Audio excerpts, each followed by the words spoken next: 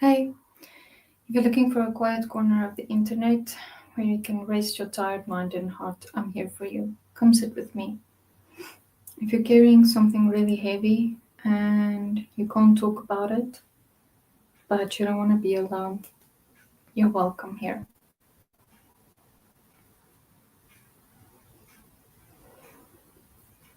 My name is Danol and I'm going to read to you while you breathe. Hold yourself a little tighter and rest.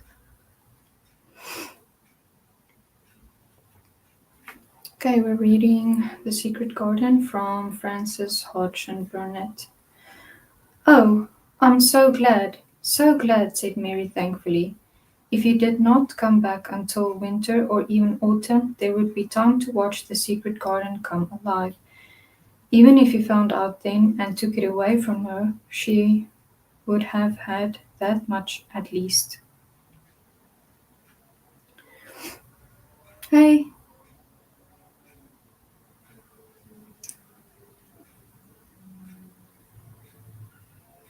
when do you think he will want to see? She did not finish the sentence because the door opened and Mrs. Medlock walked in. She had on her best black dress and cap, and her collar was fastened with a large brooch with a picture of a man's face on it.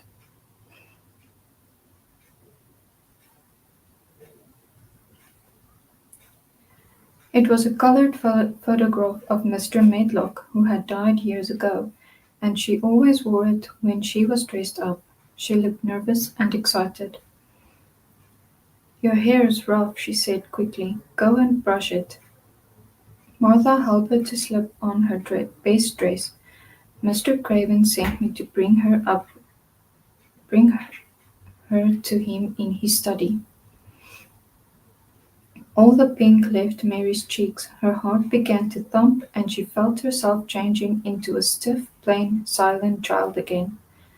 She did not even answer Mrs. Medlock, but turned and walked into her bedroom, followed by Martha.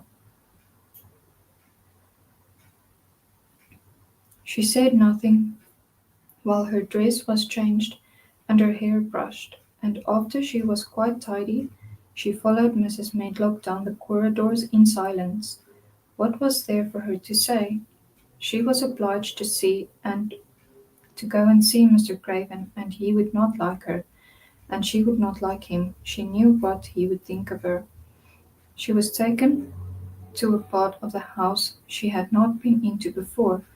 At last Mrs. Medlock knocked at the door, and when someone said, "Come in," they entered the room together.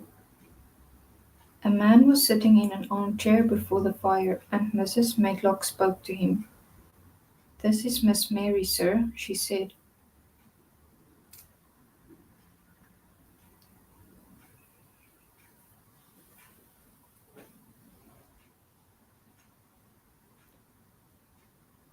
"You can go and leave her here. I will ring for you when I want you to take her away," said Mr. Craven.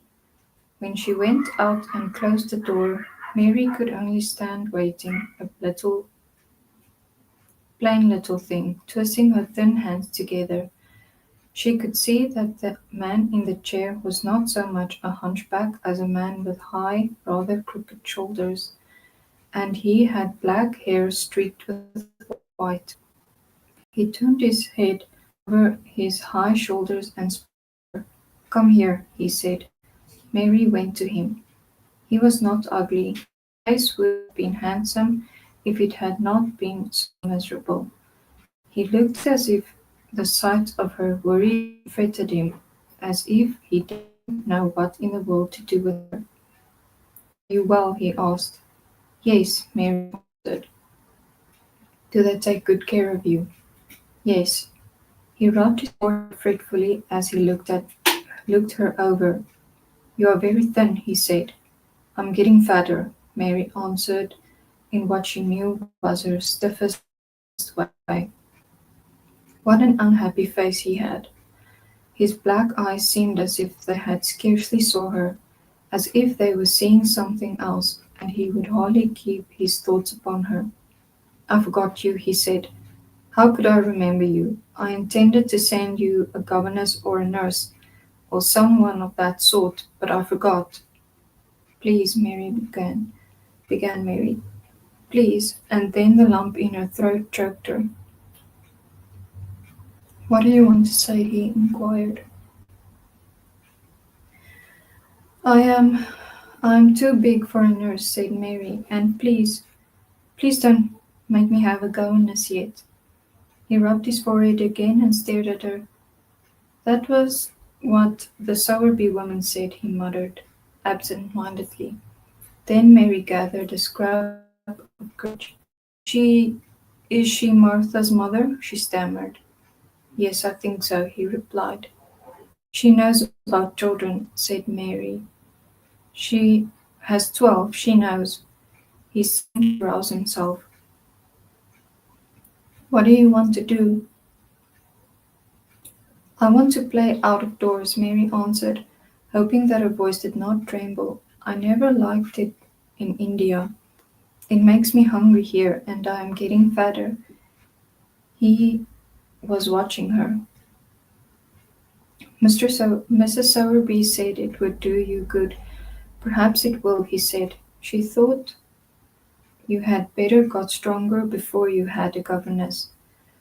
It makes me feel strong when I play, and the wind comes over the moor, argued Mary. Where do you play? He asked next. Everywhere, gasped Mary. Martha's mother sent me a skipping rope. I skip and run, and I look about to see if things are beginning to stick out of the earth. I don't do any harm.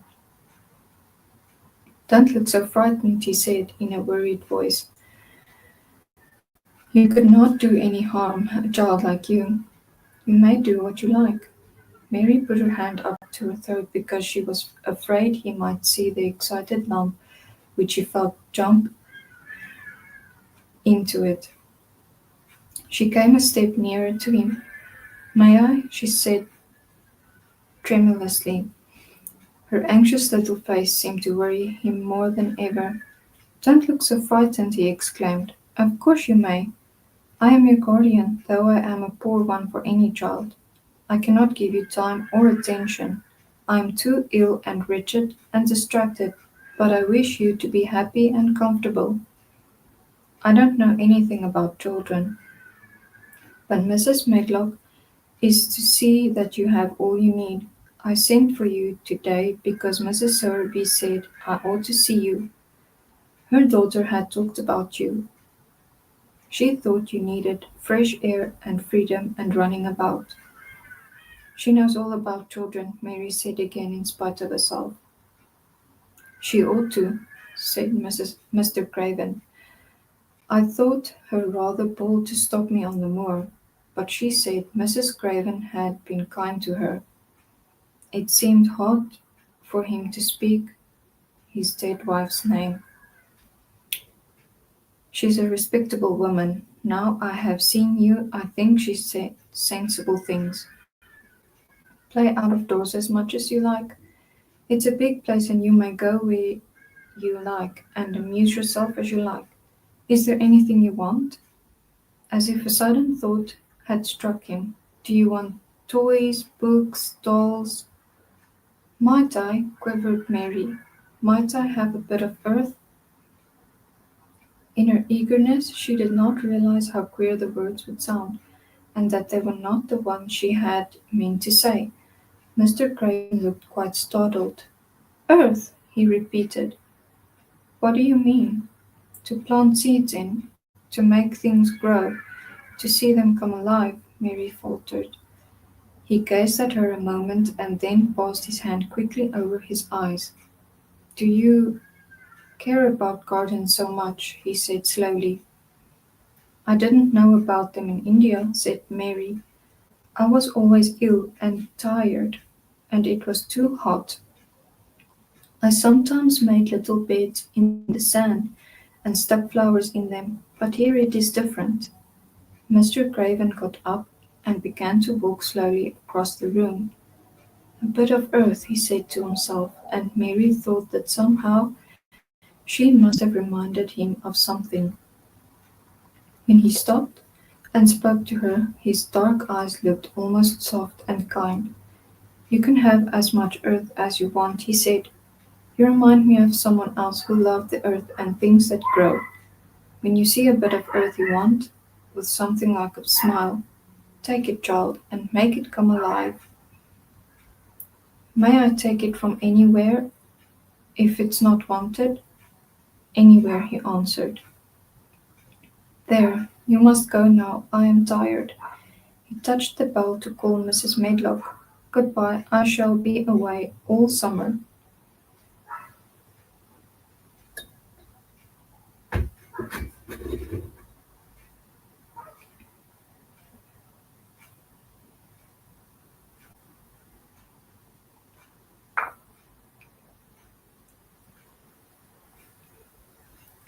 Mrs. Medlock came so quickly that Mary thought she must have been waiting in the corridor. "Mrs. Medlock," Mr. Craven said to her, "now I have seen the child, I understand what Mrs. Sowerby meant. She must be less delicate before she begins lessons. Give her simple, healthy food. Let her run wild in the garden. Don't look after her too much. She needs liberty and fresh air and romping about. Mr. Sowerby is to come and see her now, and then she may sometimes go to the cottage." Mrs. Medlock looked pleased. She was relieved to hear that she need not look after Mary too much. She felt her tiresome charge, and had indeed seen as little of her as she dared. In addition to this, she was fond of Martha's mother. "Thank you, sir," she said. "Susan Sowerby and me went to school together, and she's as sensible and good-hearted a woman as you'd find in a day's walk. I never had any children myself, and she's had 12, and there never was healthier or better ones. Miss Mary can get no harm from them. I'd always take Susan Sowerby's advice about children myself. She's what you might call healthy-minded, if you understand me." "I understand," Mr. Craven answered. "Take Miss Mary away now and send Picture to me." When Mrs. Medlock left her at the end of her own corridor, Mary flew back to her room. She found Martha waiting there. Martha had in fact hurried back after she had removed the dinner service. "I can have my garden," cried Mary. "I may have it where I like. I am not going to have a governess for a long time. Your mother is coming to see me, and I may go to your cottage. He says a little girl like me could not do any harm, and I may do what I like anyway." "Aye," said Martha delightedly. "That was nice of him, wasn't it?" "Martha," said Mary solemnly, "he was a really nice man. Only his face is so miserable and his forehead is all drawn together." She ran as quickly as she could to the garden.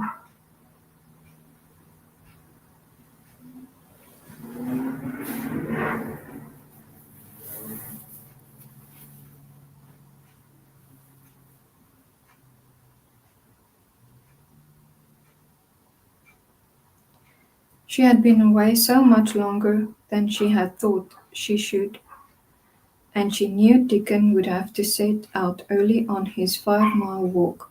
When she slipped through the door under the ivy, she saw he was not working where she had left him. The gardening tools were laid together under a tree. She ran to them, looking all round the place, but there was no Dickon to be seen, and had gone away, and the secret garden was empty, except for the robin who had just flown across the wall and sat on a standard rose bush watching her. "He's gone," she said woefully. "Oh, was he, was he only a wood fairy?" Something white fastened to the standard rose bush caught her eye. It was a piece of paper. In fact, it was a piece of the letter she had printed for Martha to send to Dickon.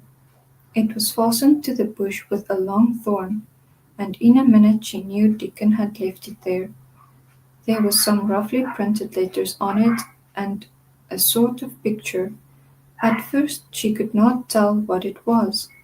Then she saw it was meant for a nest with a bird sitting on it. Underneath there were printed letters and they said, "I will come back."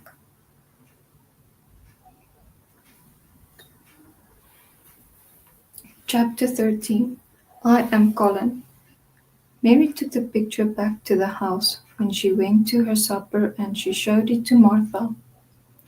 "I," said Martha with great pride, "I never knew our Dickon was clever as that. That there's a picture of a missel thrush on her nest, as large as life and twice as natural." When Mary knew Dickon had meant the picture to be a message, he had meant that she might be sure he would keep her secret. Her garden was her nest, and she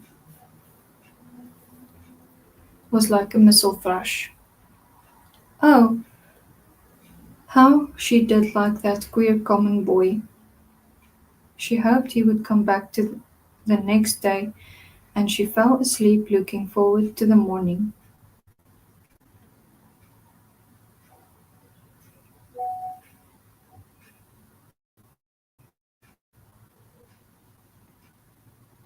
But you never know what the weather will do in Yorkshire, particularly in the springtime. She was awakened in the night by the sound of rain beating with heavy drops against her window. It was pouring down in torrents and the wind was wuthering round the corners and in the chimneys of the old huge house.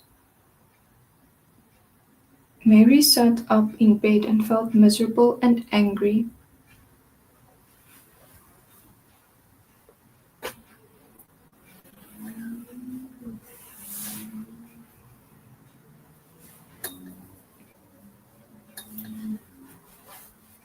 "The rain is as contrary as I ever was," she said. "It came because it knew I did not want it." She threw herself back on her pillow and buried her face. She did not cry, but she lay and hated the sound of the heavy beating rain. She hated the wind and its wuthering. She could not go to sleep again. The mournful sound kept her awake because she felt mournful herself. If she had felt happy, it would have probably lulled her to sleep. How it wuthered, and how the big raindrops poured down and beat against the pane. "It sounds like just a person lost on the moor and wandering on and on, crying," she said. She had been lying awake, turning from side to side, for about an hour, when suddenly something made her sit up in bed and turn her head toward the door, listening. She listened and she listened. "It wasn't the wind now," she said in a loud whisper. "It isn't the wind. It's different. It's that crying I heard before." The door of her room was ajar, and the sound came down the corridor, and far-off faint sound of fretful crying. She listened for a few minutes, and each minute she became more and more sure. She felt as if she must find out what it was. It seemed even stranger than the secret garden and the buried key. Perhaps the fact that she was in a rebellious mood made her bold. She put her foot out of bed and stood on the floor. "I'm going to find out what it is," she said. "Everybody's in bed and I don't care about Mrs. Medlock. I don't care." There was a candle by her bedside and she took it up and went softly out of the room. The corridor looked very long and dark, but she was too excited to mind that. She thought she remembered the corner she must turn to find the short corridor, with the door covered with tapestry, the one Mrs. Medlock had come through the day she lost herself. The sound had that come up that passage, so she went on with her dim light, almost feeling her way, her heart beating so loud that she fancied she could hear it. The far-off faint crying went on and later, Sometimes it stopped for a moment or so and then began again. Was this the right corner to turn? She stopped and thought. Yes, it was. Down this passage, and then to the left, and then up two broad steps, and then to the right again. Yes, there was the tapestry door.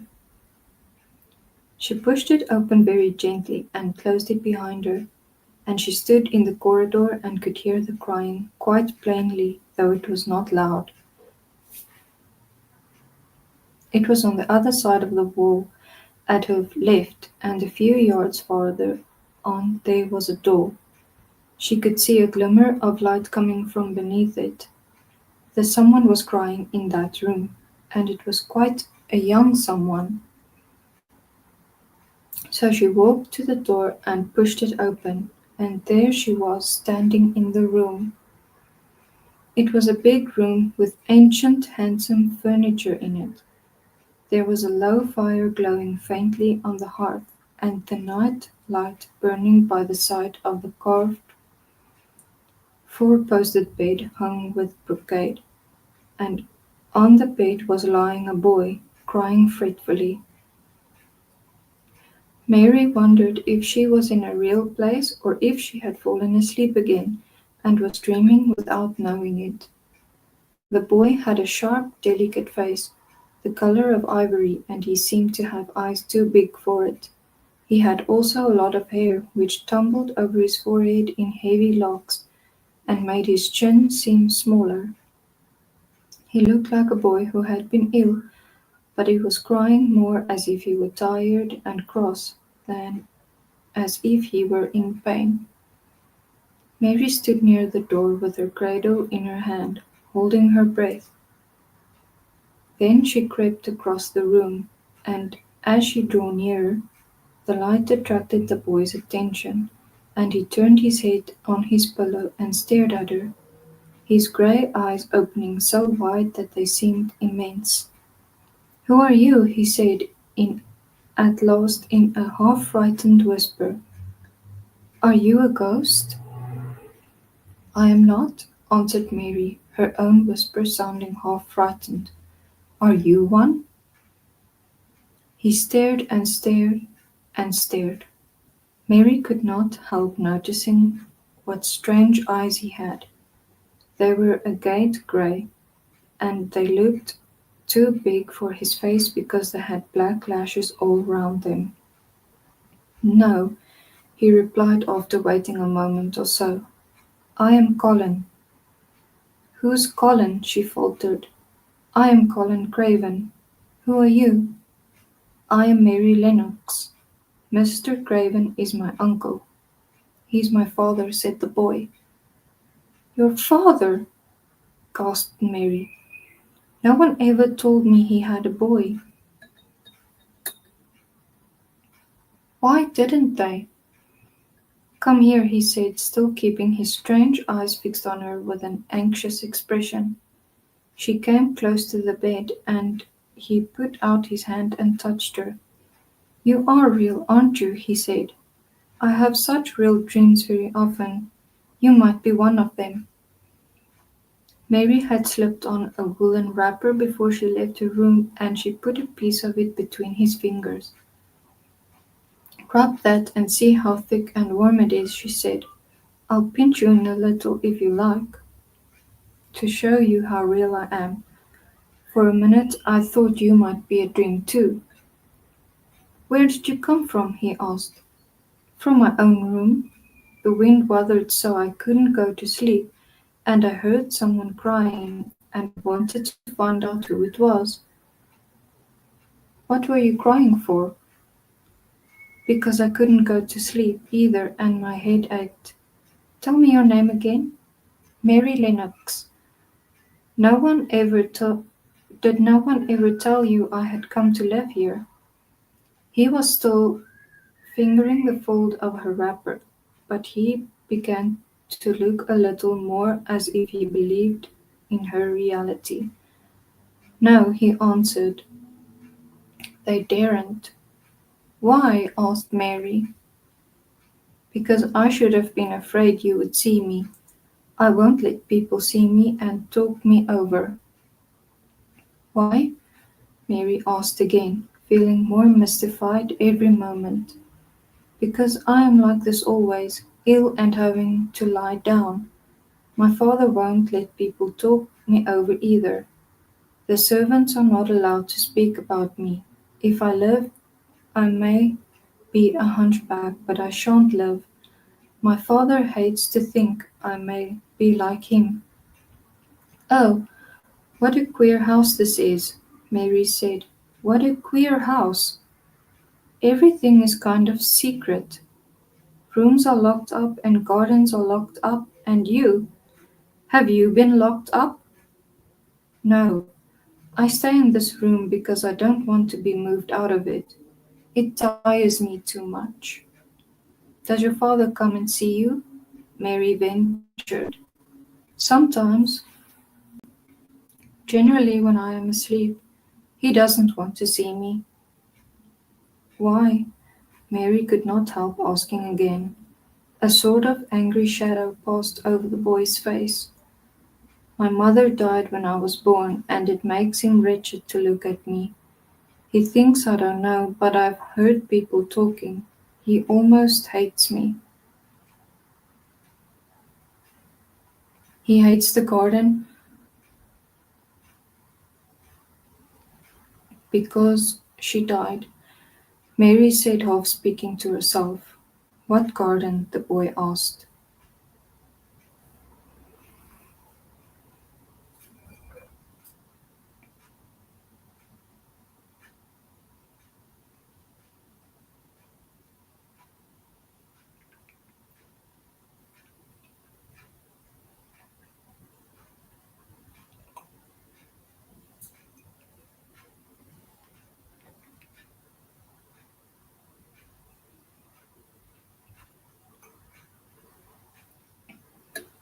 Oh, just just the garden she used to like, Mary stammered. Have you been here always? Nearly always. Sometimes I have been taken to places at the seaside, but I won't stay because people stare at me. I used to wear an iron thing to keep my back straight, but a grand doctor came from London to see me and said it was stupid. He told them to take it off and keep me out in the fresh air. I hate fresh air and I don't want to go out. I didn't when I first came here, said Mary. Why do you keep looking at me like that? Because of the dreams that are so real, he answered rather fretfully. Sometimes when I open my eyes, I don't believe I'm awake. We're both awake, said Mary. She glanced round the room with its high ceiling and shadowy corners and dim firelight.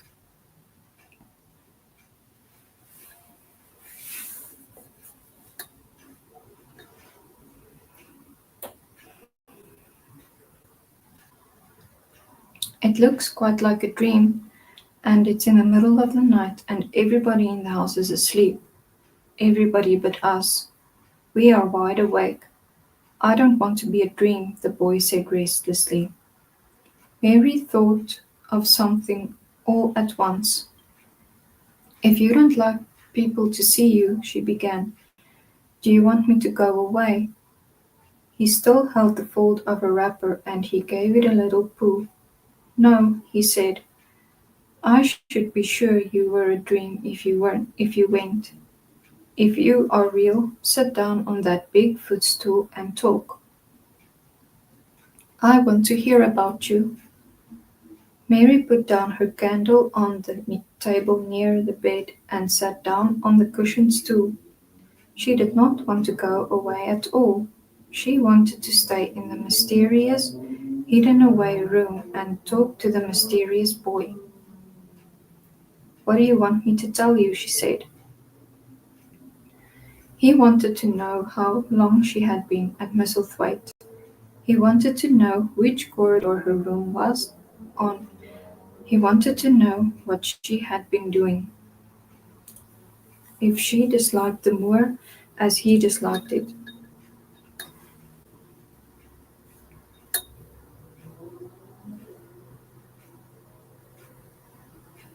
Where she had lived before she came to Yorkshire, she answered all those questions and many more, and he laid back on his pillow and listened. He made her tell him a great deal about India and about a voyage across the ocean.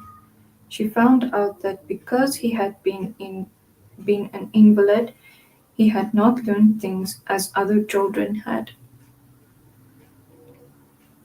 One of his nurses taught him to read when he was quite little, and he was always reading and looking at pictures in splendid books. Though his father rarely saw him when he was awake, he was given all sorts of wonderful things to amuse himself with. He never seemed to have been amused, however. He could have anything else he asked for, and was never made to do anything,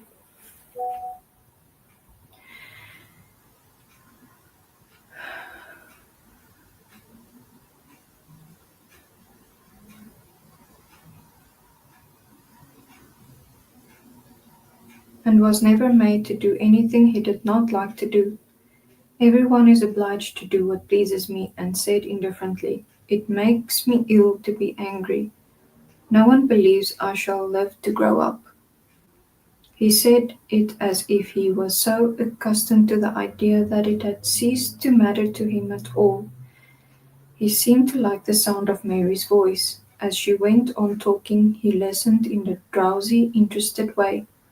Once or twice she wondered if he were not gradually falling into a doze. But at last he asked a question which opened up a new subject. "How old are you?" he asked. "I am 10," answered Mary, forgetting herself for the moment. "And so are you." "How do you know that?" he demanded in a surprised voice. "Because when you were born, the garden door was locked and the key buried, and it has been locked for 10 years." Colin half sat up, turning toward her, leaning on his elbows. What garden door was locked? Who did it? Where was the key buried?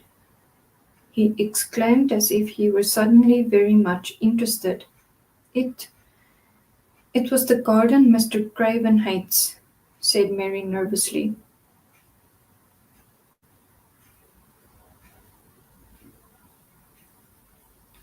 He locked the door. No one no one knew where he buried the key. What sort of garden is it? Colin persisted eagerly. No one has been allowed to go in it for 10 years, was Mary's careful answer. But it was too late to be careful. He was too much like herself.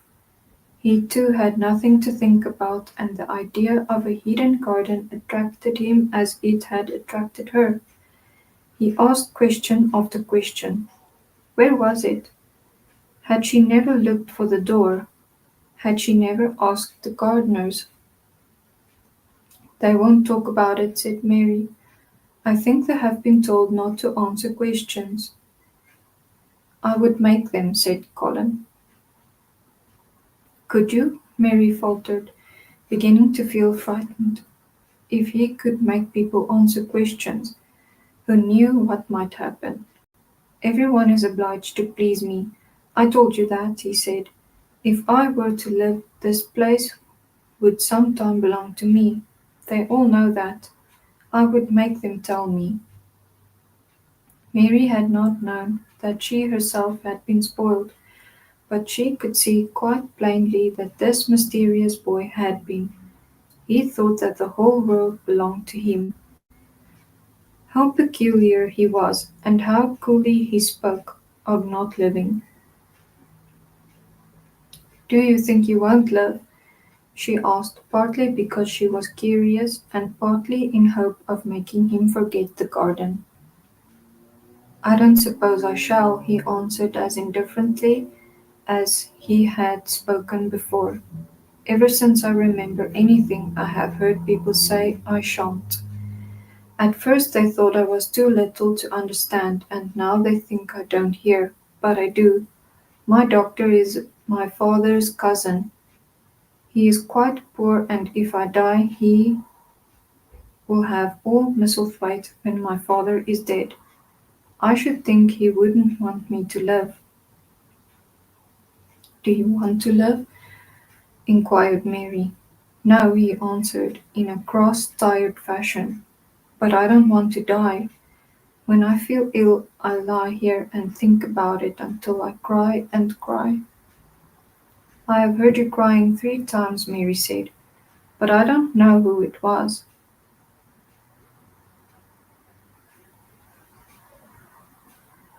Were you crying about that? She did so want to forget the garden. She did so want him to forget the garden.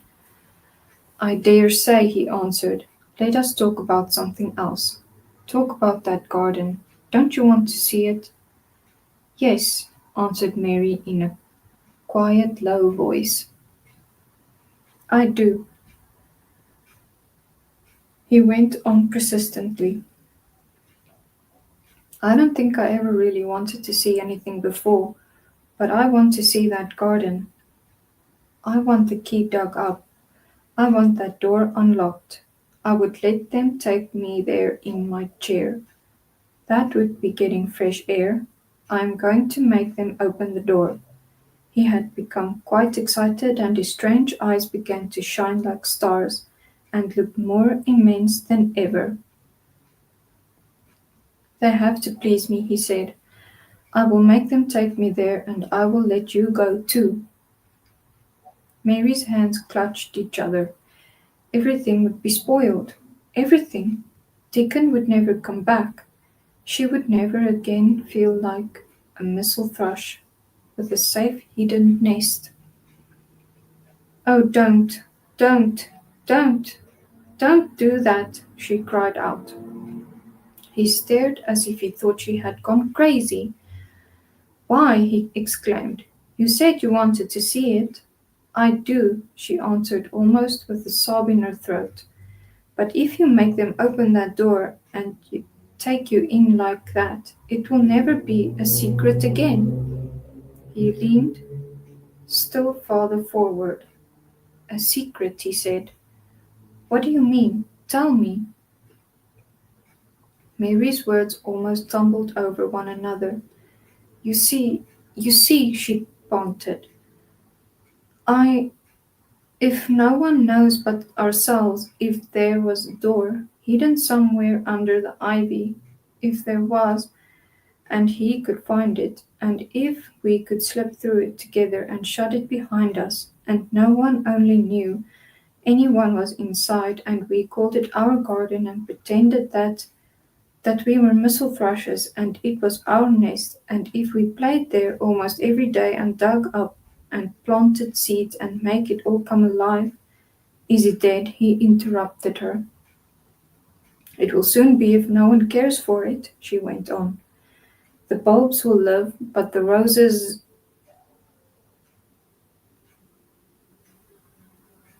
He stopped her again, as excited as she was herself. What are bulbs? He put in quickly. There are daffodils and lilies and snowdrops.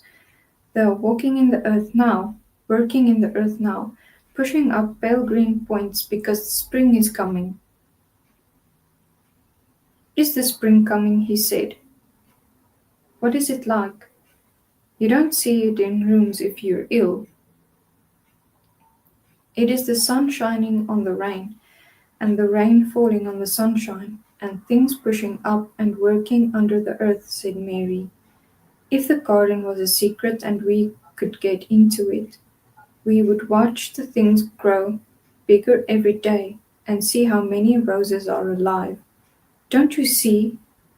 Oh, don't you see how much nicer it would be if it was a secret?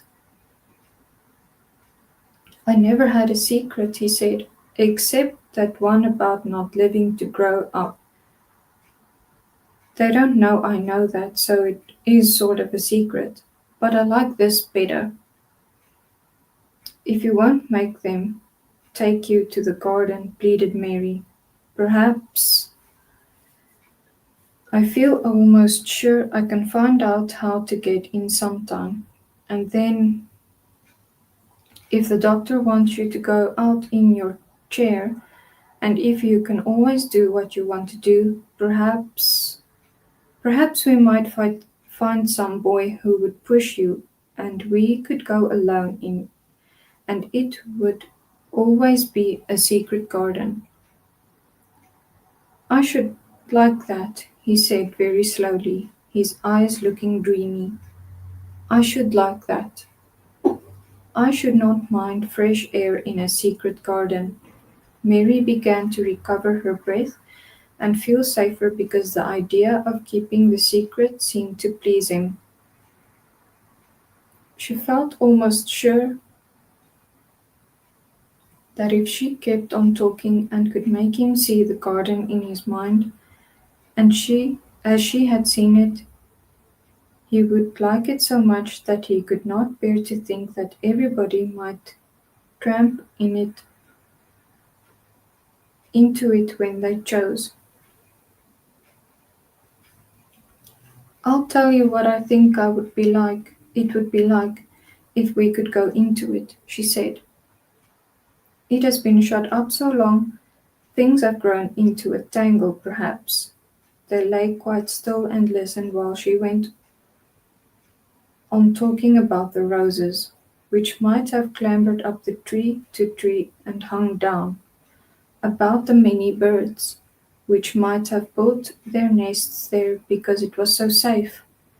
And then she told him about the robin and Ben Weatherstaff, and there was so much to tell about the robin, and it was so easy and safe to talk about it that she ceased to be afraid. The robin pleased him so much that he smiled until he looked almost beautiful. At that first, Mary had thought that he was even plainer than herself, with his big eyes and heavy locks of hair. I did not know birds could be like that, he said. But if you stay in a room, you never see things. What a lot of things you know. I feel as if you had been inside that garden. She did not know what to say, so she did not say anything. He evidently did not expect an answer, and the next moment he gave her a surprise. I am going to let you look at something, he said.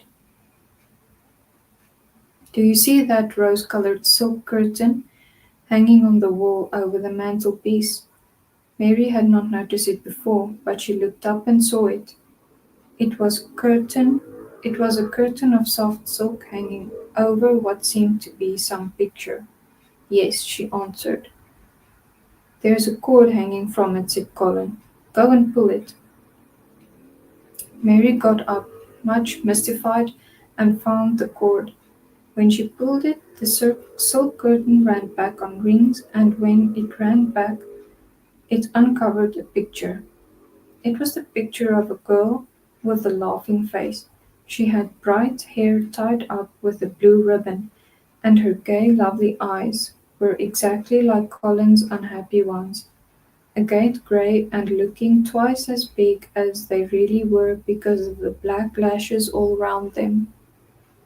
She's my mother, said Colin complainingly. I don't see why she died. Sometimes I hate her for doing it. How queer, said Mary. If she had lived, I believe I should not have been ill always, he grumbled. I dare say I should not have lived too, and my father would not have hated to look at me.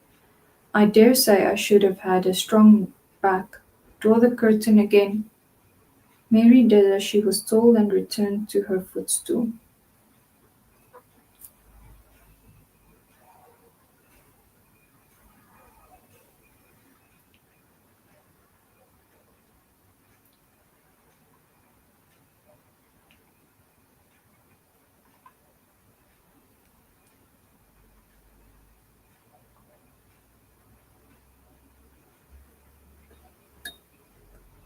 She's much prettier than you, she said, but her eyes are just like yours. At least they are the same shape and color. Why is the curtain drawn over her? He moved uncomfortably. I made them do it, he said.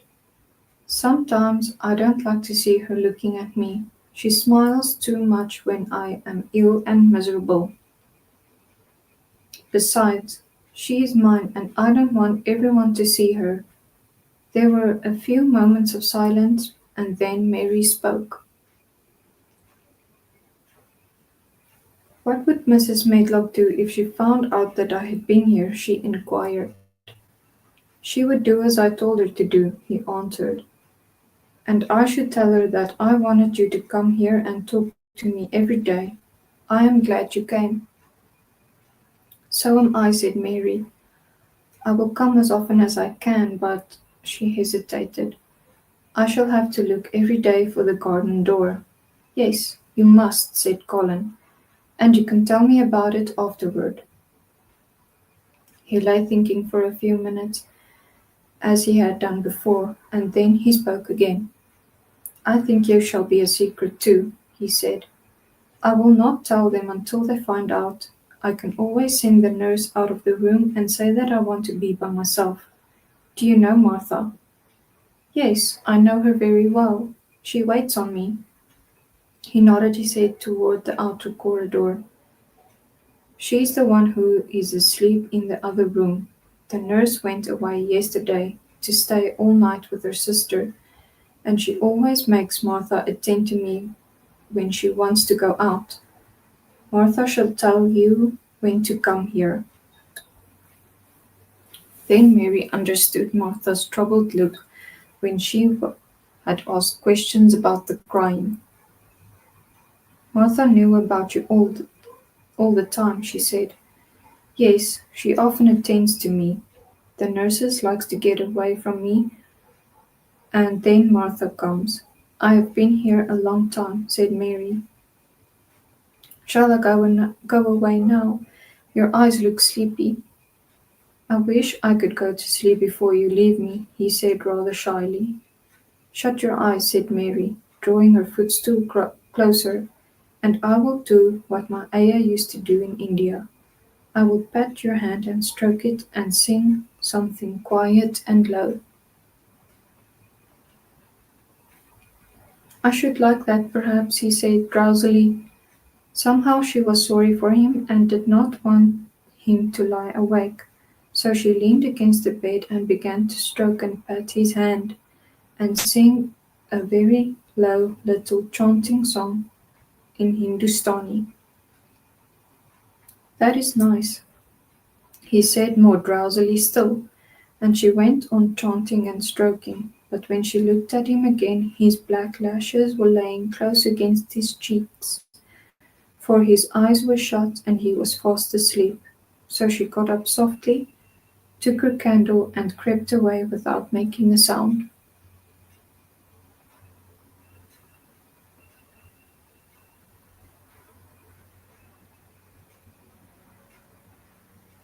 Chapter 14.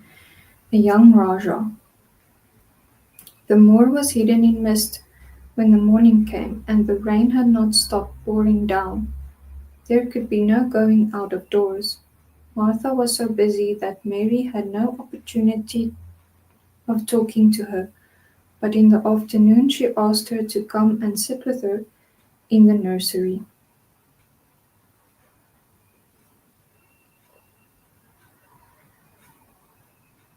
She came, bringing the stocking she was always knitting when she was doing nothing else. What's the matter with thee? She asked as soon as they sat down. Thou looks as if thou'st something to say. I have. I found out what the crying was, said Mary. Martha let her knitting drop on her knee and gazed at her with startled eyes. Thou hasn't, she exclaimed. Never! I heard it in the night, Mary went on, and I got up and went to see where it came from. It was Colin. I found him. Martha's face became red with fright. "Ay, Miss Mary," she said, half crying, "thou shouldn't have done it. Thou shouldn't. Thou'll get me in trouble." I'll never told thee nothing about him, but thou'll get me in trouble. I shall lose my place, and what'll mother do? You won't lose your place, said Mary. He was glad I came.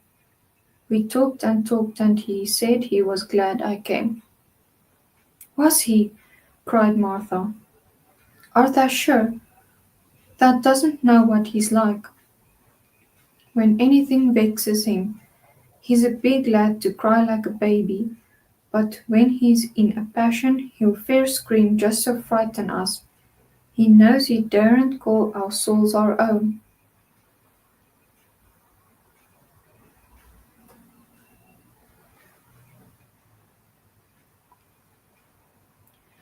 He wasn't vexed, said Mary. I asked him if I should go away, and he made me stay. He asked me questions, and I sat on a big footstool and talked to him about India and about the robin and gardens. He wouldn't let me go. He let me see his mother's picture. Before I left him, I sang him to sleep. Martha fairly gasped with amazement. I can scarcely believe thee, she protested. It's as if thou walked straight into a lion's den. If he'd been like he is most times, he'd have thrown himself into one of his tantrums and roused the house. He won't let strangers look at him. He let me look at him. I looked at him all the time and he looked at me. We stared, said Mary. I don't know what to do, cried Martha. If Mrs. Medlock finds out, she'll think I broke orders and told thee, and I shall be packed back to mother. He is not going to tell Mrs. Medlock anything about it yet. It's to be a sort of secret, just at first, said Mary firmly, and he says everybody is obliged to do as he pleases. Aye, that's true enough. The bad lad, sighed Martha, wiping her forehead with her apron. He says Mrs. Medlock must, and he wants me to come and talk to him every day, and you ought to tell me when he wants me. Me, said Martha. I shall lose my place. I shall for sure. You can't now. You can't if you are doing what he wants you to do, and everybody is ordered to obey him, Mary argued. Does that mean to say, cried Martha with wide open eyes, that he was nice to thee? I think he almost liked me, Mary answered. Then thou must have bewitched him, decided Martha, drawing a long breath. Do you mean magic? Inquired Mary. I have heard about magic in India, but I can't make it. I just went into his room, and I was so surprised to see him I stood and stared, and then he turned round and stared at me, and he thought I was a ghost, or a dream, and I thought perhaps he was. And it was so queer being there alone together in the middle of the night and not knowing about each other. And we began to ask each other questions, and when I asked him if I must go away, he said I must not. The world's coming to an end, gasped Martha. What is the matter with him? Asked Mary. Nobody knows for sure and certain, said Martha.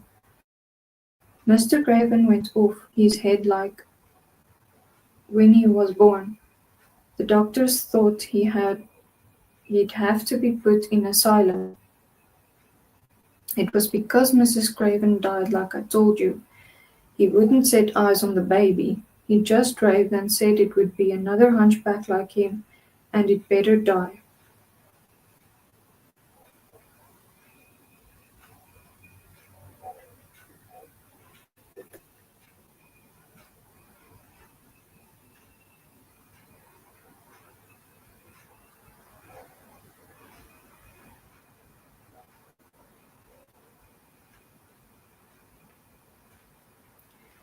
Is Colin a hunchback? Mary asked. He didn't look like one. He isn't yet, said Martha, but he began all wrong. Mother said that there was enough trouble and raging in the house to set any child wrong. They was afraid his back as weak and they've always been taking care of it, keeping him lying down and not letting him walk. Once they made him wear a brace, but he fretted so he was downright ill. Then a big doctor came who see him and made them take it off. He talked to the other doctor quite rough, in a polite way. I said there'd been too much medicine and too much letting him have his own way. I think he's a very spoiled boy, said Mary. He's the worst young nut ever was, said Martha. I won't say as he hasn't been ill a good bit. He's had coughs and colds that's nearly killed him 2 or 3 times. Once he had rheumatic fever, and once he had typhoid. Aye, Mrs. Medlock did get a fright then. He'd been out of his head, and she was talking to the nurse, thinking he didn't know nothing, and she said he'll die this time, sure enough, and best thing for him and everybody. And she looked at him, and there he was with his big eyes open, staring at her, as sensible as she was herself. She didn't know what happened, but he just stared at her and says, "You give me some water and stop talking." "Do you think he will die?" asked Mary. "Mother says there's no reason why any child should live that gets no fresh air and doesn't do nothing but lie on his back and read picture books and take medicine. He's weak and hates trouble and no being taken out of doors, and he gets cold so easy, and he says it makes him ill." Mary sat and looked at the fire. "I know she said slowly. "If it would not do him good to go out and watch things growing, it did me good."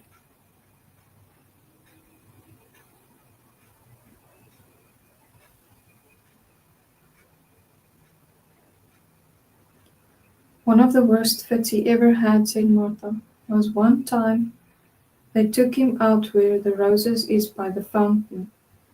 He'd been reading in a paper about people getting something he called rose cold, and he began to sneeze and said he'd gotten it, and then a new gardener as didn't know the rules passed by and looked at him curious. He threw himself into a passion, and he said he'd looked at him because he was going to be a hunchback. He cried himself into a fever and was ill all night. If he ever gets angry at me, I'll never go and see him again," said Mary. "He'll have thee in if he wants thee," said Martha. "Thou may as well know that from the start." Very soon afterward a bell rang and she rolled up her knitting. "I dare say the nurse wants me to stay with him a bit," she said. "I hope he's in a good temper." She was out of the room about 10 minutes, and then she came back with a puzzled expression. "Well, thou has bewitched him," she said. "He's up on his sofa with the picture books. He told the nurse to stay away until 6 o'clock. I'm to wait in the next room. The minute she was gone, he called me to him and says, 'I want Mary Lennox to come talk to me, and remember you not to tell anyone. You'd better go as quick as you can.'"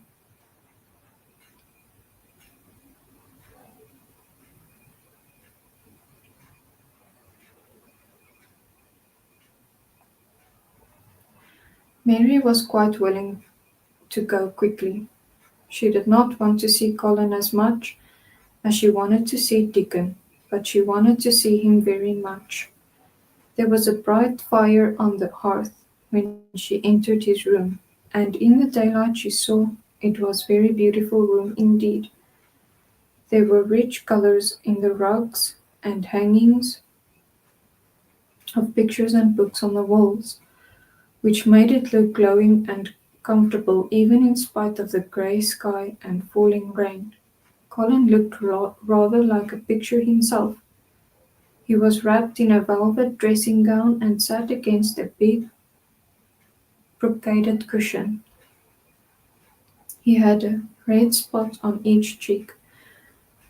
"Come in," he said. "I've been thinking about you all morning." "I've been thinking about you too," answered Mary.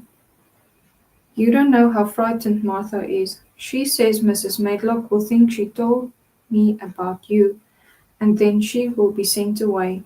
He frowned. "Go and tell her to come here," he said. "She's in the next room." Mary went and brought her back. Poor Martha was shaking in her shoes. Colin was still frowning. "Have you to do what I please or have you not?" he demanded. "I have to do what you please, sir," Martha faltered, turning quite red. "Has Medlock to do what I please?" "Everybody has, sir," said Martha. "Well then, if I order you to bring Miss Mary to me, how can Medlock send you away if she finds out?" "Please don't let her, sir," pleaded Martha. "I'll send her away if she dares to say a word about such a thing," said Master Craven grandly. "She wouldn't like that, I can tell you." "Thank you, sir," bobbing a curtsy. "I want to do my duty, sir." "What I want is your duty," said Colin more grandly still. "I'll take care of you. Now go away." When the door closed behind Martha, Colin found Mistress Mary gazing at him as if he had set her wondering. "Why do you look at me like that?" he asked her. "What are you thinking about?" "I'm thinking about two things." "What are they? Sit down and tell me." "This is the first one," said Mary, seating herself on a big stool. "Once in India I saw a boy who was a Rajah. He had rubies and emeralds and diamonds stuck all over him. He spoke to his people just as you spoke to Martha. Everybody had to do everything he told them in a minute. I think they would have been killed if they hadn't." "I shall make you tell me more about Rajahs presently," he said. "But first, tell me what the second thing was." "I was thinking," said Mary, "how different you are from Dickon." "Who is Dickon?" he said. "What a queer name." She might as well tell him. She thought she could talk about Dickon without mentioning the secret garden. She had liked to hear Martha talk about him. Besides, she longed to talk about him. It would seem to bring him nearer. "He's Mary's brother. He's 12 years old," she explained. "He's not like anyone else in the world. He can charm foxes and squirrels and birds just as the natives in India charm snakes. He plays a very soft tune on a pipe and then they come and listen." There were some big books on a table at his side, and he dragged one suddenly toward him. "There's a picture of a snake charmer in this," he exclaimed. "Come and look at it." The book was a beautiful one, with superb color illustrations, and he turned to one of them. "Can he do that?" he asked eagerly. "He played on his pipe and they listened," Mary explained, "but he doesn't call it magic. He says it's because he lives on the moor so much and he knows their ways. He says he feels sometimes as if he was a bird or a rabbit himself. He likes them so. I think he asked the robin questions.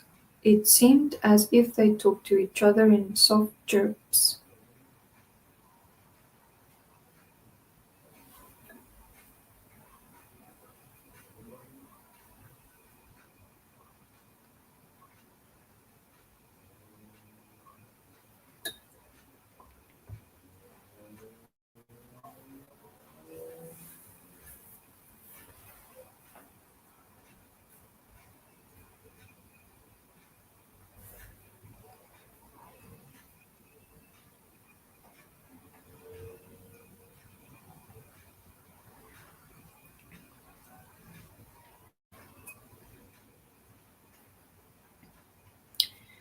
Thank you for sitting with me, and if you need me again, I'll be back soon. Until then, please take good care of yourselves. Please look after your heart and your mind. Good night.